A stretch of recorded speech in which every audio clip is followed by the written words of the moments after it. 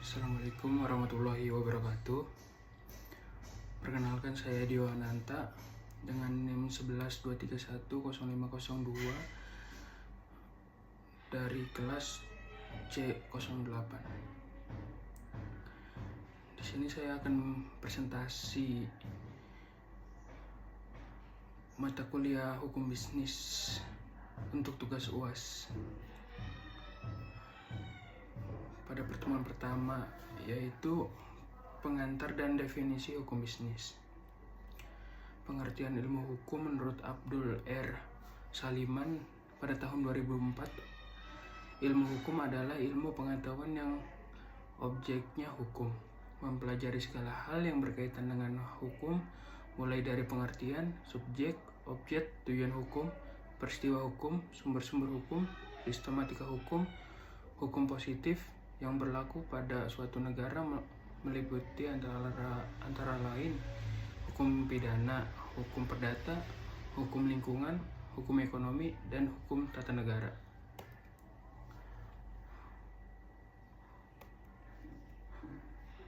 Utrecht berpendapat bahwa hukum adalah himpunan peraturan atau perintah dan larangan untuk mencapai ketertiban dalam masyarakat. Ahmad Ali menyatakan hukum adalah seperangkat norma tentang apa yang benar dan apa yang salah. Hukum menurut bentuknya dibagi menjadi dua, yaitu yang pertama hukum tidak tertulis dan yang kedua hukum tertulis. Yang pertama hukum tidak tertulis yaitu hukum yang hidup di dalam keyakinan masyarakat dan tidak tertulis, namun berlaku ditaati seperti suatu peraturan perundangan atau disebut juga hukum kebiasaan. Yang kedua hukum tertulis yang tidak dikodifikasi, yaitu hukum yang dicantumkan dan tersebar dalam berbagai peraturan perdagangan. Misalnya hukum tentang jaminan fidusia, perseroan terbatas, asuransi. Sumber-sumber hukum di Indonesia. Yang pertama, undang-undang ialah peraturan negara yang dibentuk oleh alat perlengkapan negara yang berwenang mengikat masyarakat. Dan yang kedua, peraturan yang dibuat oleh penguasa dari tingkat pusat sampai daerah. Ketiga, kebiasaan ialah perbuatan manusia mengenai hal tertentu yang dilakukan berulang-ulang diterima oleh masyarakat. Yang keempat, jurisprudensi. Yang kelima, traktat. Dan yang keenam, perjanjian. Yang ketujuh, doktrin. Asas-asas hukum di Indonesia. 1. Peraturan yang lebih tinggi mengesampingkan peraturan yang lebih rendah. Yang kedua, peraturan yang baru mengesampingkan peraturan yang terdahulu yang mengatur permasalahan yang sama. Dan yang ketiga, peraturan yang khusus mengesampingkan peraturan yang umum.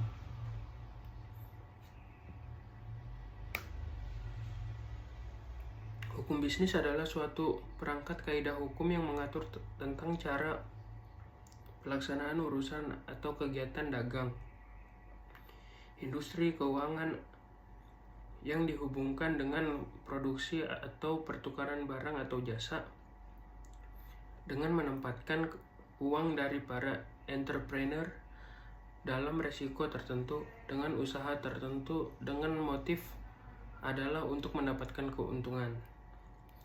Pengertian hukum bisnis secara umum adalah peraturan-peraturan yang tertulis yang dibuat oleh pemerintah dengan maksud untuk mengatur, mengawasi, dan melindungi seluruh kegiatan bisnis, meliputi kegiatan industri, perdagangan, dan pelaksanaan jasa, serta semua hal yang berhubungan dengan kegiatan keuangan dan kegiatan bisnis lainnya.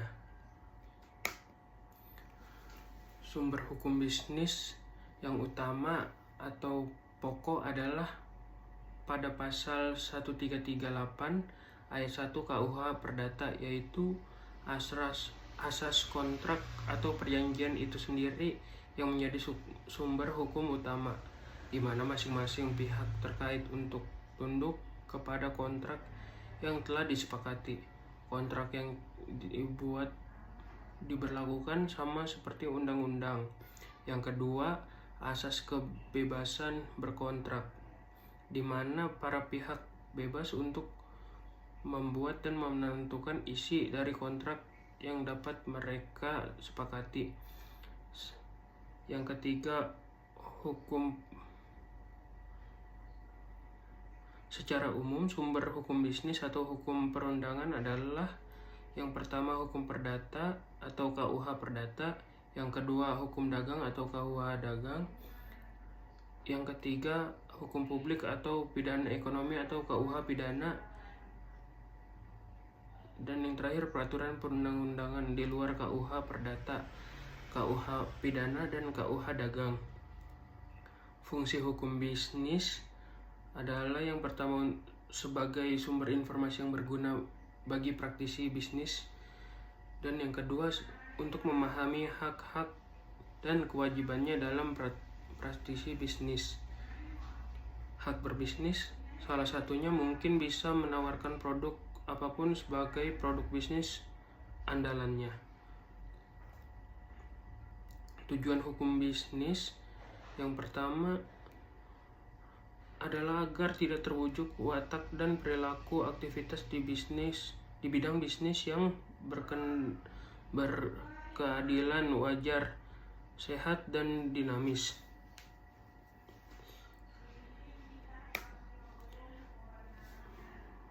Kita masuk pada pertemuan kedua, yaitu subjek hukum, objek hukum, dan hak kebendaan.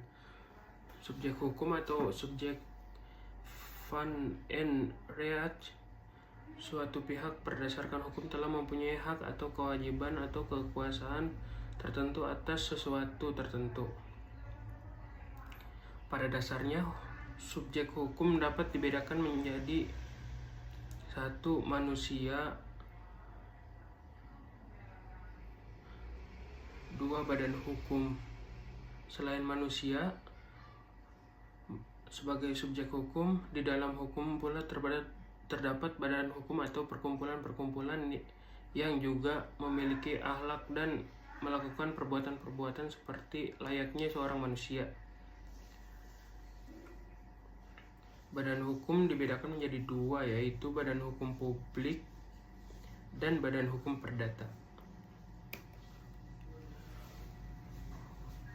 Objek hukum adalah segala sesuatu yang tidak mempunyai hak dan tidak menjadi pihak menurut hukum, semata-mata hanya diobjekkan atau berguna bagi para subjek hukum atau manusia atau badan hukum. Jenis objek hukum berdasarkan pasal 503, 504 KUH Perdata disebutkan bahwa benda dapat dibagi menjadi 2, yakni pertama, objek hukum bergerak, contohnya seperti kendaraan, motor, mobil. Yang kedua, objek hukum tidak bergerak, contohnya tanah dan yang melekat di atasnya seperti kapal laut di atas 20 m3, pesawat terbang, helikopter, atau yang berhubungan dengan hukum jaminan. Jenis objek hukum berdasarkan pasal 503, 504 KUH Perdata disebutkan bahwa benda dapat dibagi menjadi 2, yakni yang pertama benda berwujud, yang kedua benda tidak berwujud. Benda berwujud adalah suatu benda yang sifatnya dapat dilihat, diraba, dan dirasakan dengan panca indera. Sebaliknya, yang kedua, benda tidak berwujud adalah suatu benda yang dirasakan oleh panca indera saja, tidak dapat dilihat, dan mungkin dapat direalisasikan menjadi suatu kenyataan, contohnya merek perusahaan, paten, dan ciptaan musik atau lagu.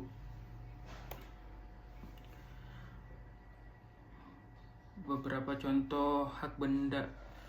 Yang pertama hak milik, yang kedua hak tanggung jawab, yang ketiga hak guna bangunan, dan yang keempat hak pakai, dan yang kelima hak sewa. Masuk ke pertemuan keempat, pengertian, dasar hukum, dan asas-asas hukum perikatan. Yang pertama, persetujuan. Pasal 1313 Kitab Undang-Undang Hukum Perdata atau KUH Perdata. Di dalam pasal tersebut disebutkan bahwa suatu persetujuan adalah suatu perbuatan dengan mana satu orang atau lebih mengikatkan diri terhadap suatu orang lain atau lebih. Yang kedua, perikatan disebutkan dalam pasal 1233 KUH Perdata adalah tiap-tiap perikatan dilahirkan baik karena perjanjian atau karena undang-undang. Pasal 1234, tiap-tiap perikatan adalah untuk memberikan sesuatu, untuk membuat sesuatu, atau untuk tidak berbuat sesuatu. Yang ketiga, perjanjian adalah suatu peristiwa di mana seseorang berjanji kepada orang lain atau di mana dua orang saling berjanji untuk tidak melaksanakan sesuatu hal. Dan yang keempat adalah kontrak. Kontrak didefinisikan menurut Black Law Dictionary diartikan sebagai suatu perjanjian antara dua orang atau lebih yang menciptakan kewajiban untuk membuat atau tidak berbuat sesuatu hal yang khusus. Syarat-syarat suatu perjanjian menurut pasal 1320 KUH Perdata, yang pertama adalah sepakat mereka yang mengikat dirinya. Yang kedua, cakap untuk membuat suatu perjanjian. Yang ketiga, mengenal suatu hal tertentu. Yang keempat, sebab yang halal. Asas hukum perjanjian ada 7. Yang pertama, asas kebebasan berkontrak.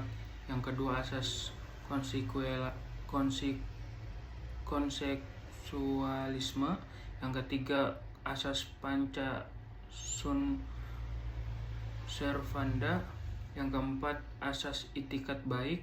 Yang kelima, asas kepribadian. Yang keenam, asas force majeure. Yang ketujuh, asas exceptio non adimpleti contractus. Batalnya suatu perjanjian dapat disebabkan oleh hal-hal berikut. Yang pertama, apabila syarat objektif tidak terpenuhi. Yang kedua, apabila syarat subjektif tidak terpenuhi. Berakhirnya perjanjian dasar hukum terdapat pada pasal 1381 KUH Perdata yang secara singkat dituangkan dalam 10 ketentuan. Yang pertama, pembayaran. Yang kedua, konsinyasi atau penawaran pembayaran. Yang ketiga, novasi atau pembaruan utang. Yang keempat, kompensasi. Yang kelima, confusio atau percampuran utang. Yang keenam, pembebasan utang. Yang keenam, musnahnya barang terutang. Yang ke-8 pembatalan. Yang ke-9 berlaku syarat batal. Yang ke-10 kadaluarsa. Tetapi dalam prakteknya ditemukan juga fakta cara berakhirnya perjanjian bisa disebabkan oleh jangka waktu yang berakhir, dilaksanakannya objek perjanjian, kesepakatan kedua belah pihak, memutuskan perjanjian secara sepihak, dan adanya keputusan pengadilan. Pada pertemuan 4, ketentuan-ketentuan umum dalam kontrak hukum. Contohnya somasi, ada 3 cara terjadinya somasi. Yang pertama, debitur melaksanakan presentasi yang keliru. Yang kedua, debitur tidak memenuhi prestasi pada hari yang telah dijanjikan. Yang ketiga, prestasi yang dilaksanakan oleh debitur tidak lagi berguna bagi kreditur setelah lewat waktu yang dijanjikan. hal-hal yang harus dimuat dalam surat somasi yang pertama adalah apa yang dituntut. Contohnya pembayaran pokok kredit dan bunganya. Yang kedua, dasar tuntutan. Contohnya perjanjian kredit yang dibuat antara kreditur dan debitur. Dan yang ketiga adalah tanggal paling lambat untuk melakukan pembayaran angsuran.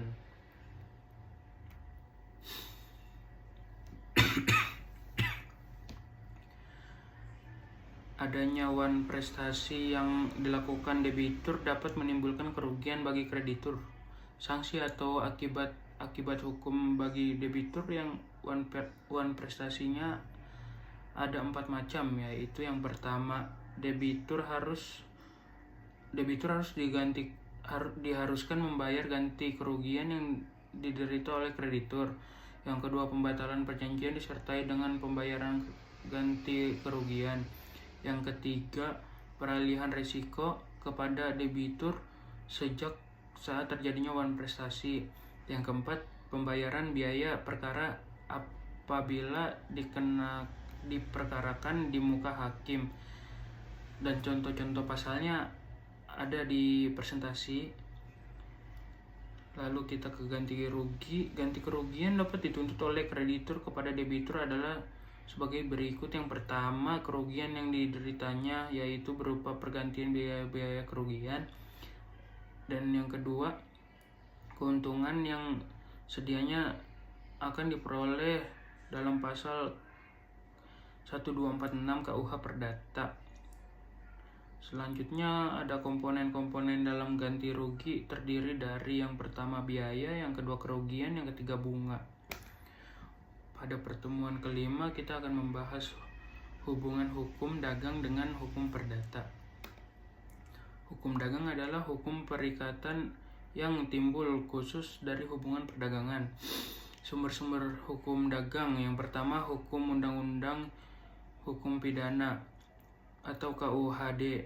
Yang kedua, kitab undang-undang hukum perdata atau KUH Perdata. Yang ketiga, peraturan perundang-undangan. Yang keempat, kebiasaan. Yang kelima, perjanjian yang dibuat para pihak. Dan yang keenam, perjanjian internasional.